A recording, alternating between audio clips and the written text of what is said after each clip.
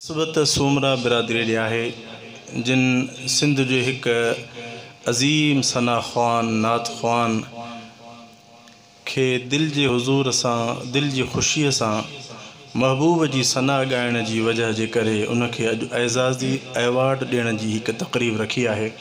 अल्लाह उन की मेहनत कबूल फरमाए। आमीन चओ मुक़द्दस बण्यो घर अम्मा आयशा जो मोहम्मद जे मस्जिद सां गॾु गॾु उहो घर इन घर मां अक्सर निहारियो मोहम्मद उहा पाक मस्जिद ऐं मेहराब मिंबर मुक़द्दस बण्यो घर अम्मा आयशा जो मोहम्मद जे मस्जिद सां गॾु गॾु उहो घर मोहम्मद जे मस्जिद सां गॾु गॾु उहो घर इन घर मां अक्सर निहारियो मोहम्मद उहा पाक मस्जिद ऐं मेहराब मिंबर मुक़द्दस बण्यो घर अम्मा आयशा जो मोहम्मद जे मस्जिद सां गॾु गॾु उहो घर इन घर मां मस्जिद में दाखिल नबी थियो इन घर मां मस्जिद में दाखिल नबी थियो ऐं मस्जिद मां वापसि बि घर में अची थियो इन घर मां मस्जिद में दाखिल नबी थियो ऐं मस्जिद मां वापसि बि घर में अची थियो। अल्लाह को दुआ है अल्लाह ताला सभिनी के हरमैन शरीफ की ज़ियारत नसीब फरमाए।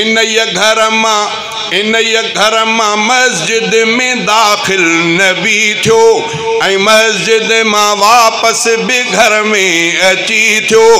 इहो घर ऐं मस्जिद जुड़ियल इन नमूने इन घर ऐं मस्जिद जे विच में रुगो दर इन घर ऐं मस्जिद जे विच में रुगो दर मुक़द्दस बण्यो घर अम्मा आयशा जो मोहम्मद जे मस्जिद सां गॾु गॾु उहो घर इन घर में सिद्दीक़ ईंदो बि हूंदो पंहिंजे ॼाटे जे घर में पंहिंजे न्याणीअ जे घर में इन घर में सिद्दीक़ ईंदो बि हूंदो अम्मा आयशा ॾे तकींदो बि हूंदो इन घर में सिद्दीक़ ईंदो बि हूंदो अम्मा आयशा ॾे तकींदो बि हूंदो ऐं ॼाटे नबीअ ॾे अदब सां निहारे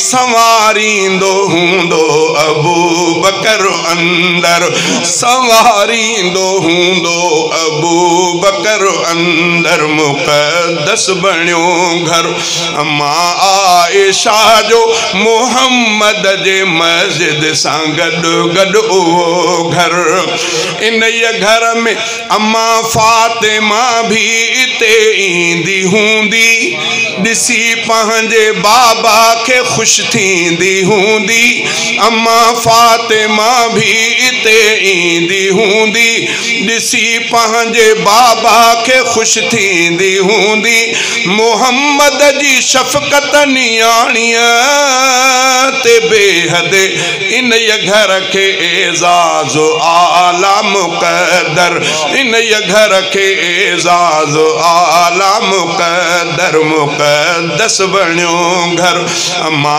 आयशा जो मोहम्मद जे मस्जिद सां गॾु गॾु उहो घर इन घर में जिब्रील ईंदो रहियो आ सलामी सजण जी भरींदो रहियो आ इन घर में जिब्रील ईंदो रहियो आ सलामी सजण जी भरींदो रहियो आ अम्मा बीबी साइण जे हूंदे बे अक्सर मोहम्मद जे खिदमत में थींदो हाजिर, मोहम्मद जे खिदमत में थींदो हाजिर, मुक़द्दस बणियो घर अम्मा आयशा जो मोहम्मद जे मस्जिद सां गॾु गॾु उहो घर। इन घर मां पर्दो मोहम्मद मटायो। कहिड़ियूं ॻाल्हियूं कयूं। इन घर मां पर्दो मोहम्मद मटायो। इन घर में रब मुस्तफ़ा खे रहायो। साईं जन जी ज़िंदगी जी आख़िरी घड़ियूं इन हुजरे पाक में अम्मा आयशा सिद्दीक़ साईं जे घर में इन हुजरे में अल्लाह के प्यारा थिया। साहबा में गुफ्तगू थी त साईं जन जी क़ब्र मुबारक किथे कजे? जन्नतुल बक़ीअ में। कहिड़ी जगह ते कजे? अबू बकर सिद्दीक़ सोणो आयो, उन चयो त मूंखे इमामुल अंबिया जी ॻाल्हि यादि आहे। पाण फरमायूं त अल्लाह ताला जंहिं बि नबीअ खे जंहिं जाइ ते वफ़ात ॾींदो आहे उन जी क़ब्र उन जाइ ते थींदी आहे। इन जाइ ते क़ब्र करणी आहे। इन घर खे एॾो एज़ाज़ चई इन घर मां पर्दो मोहम्मद मटायो। इन घर में रब मुस्तफ़ा खे रहायो। इन घर मां पर्दो मोहम्मद मटायो। इन घर में रब मुस्तफ़ा खे रहायो। इन घर ते गुंबद ठहियल आहे साओ। इन घर सां जन्नत मदीनो मुनव्वर। इन घर सां जन्नत मदीनो मुनव्वर, मुक़द्दस बणियो घर अम्मा आयशा जो मोहम्मद जे मस्जिद सां गॾु गॾु उहो घर। इन घर जो सिद्दीक़ लए दर खुली वियो। अली तोखे वसियत थो कयां, मुझे फौत थी वञा तड़ो मूंखे अली तूं ॼाणजा। सोनो अबू बकर सिद्दीक़ आख़िरी वसियत तो करे सोने अली उल मुर्तज़ा के, भाउ अली वफ़ात करे वञा तड़ो मूंखे तूं ॼाणजा। मुझी दिल घुरे थी मूंखे उहे हथ लगन जेके इमामुल अंबिया के तड़ में लगा। अली तो महबूब करीम के तड़ करायो। अॼु मुझी दिल भी घुरे थी मां मरी वञा त तड़ो मूंखे तूं ॼाणजा। अली भी तोखे वसियत तो कयां तो मुझे जनाज़े के खणी मुस्तफ़ा जे हुजरे मुबारक जे साम्हूं रखजा।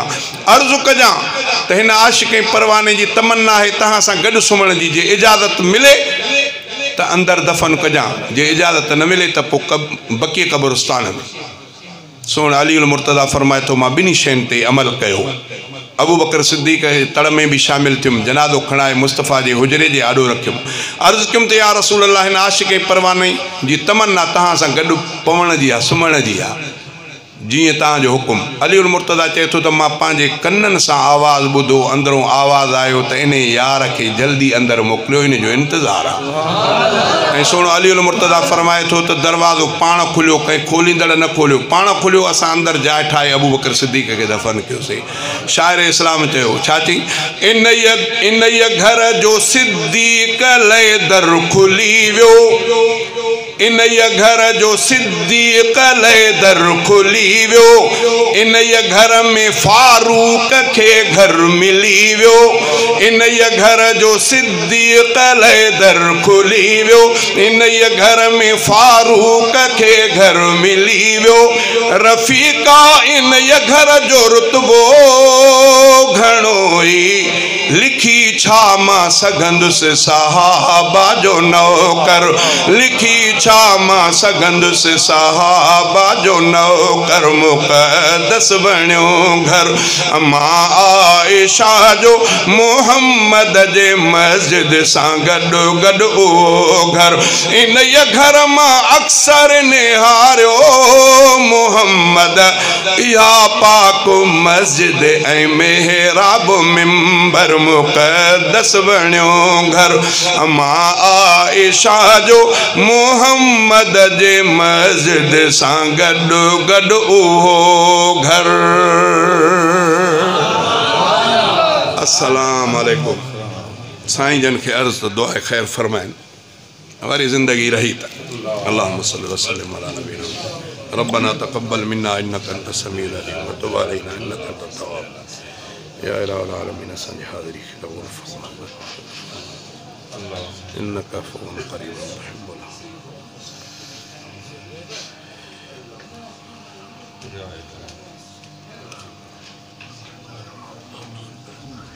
ला इलाहा इल्लल्लाह मुहम्मदुर रसूलुल्लाह सल्लल्लाहु अलैहि वसल्लम अदा बटे